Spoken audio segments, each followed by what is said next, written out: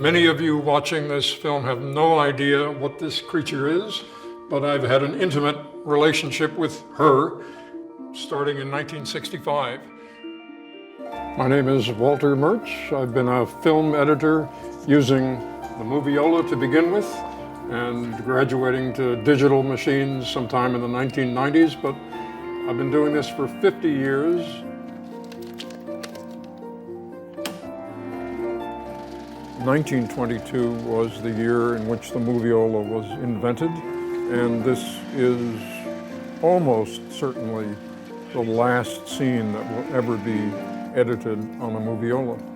And so when this film comes to an end, that really is a century-long chapter that has had a line just drawn underneath it.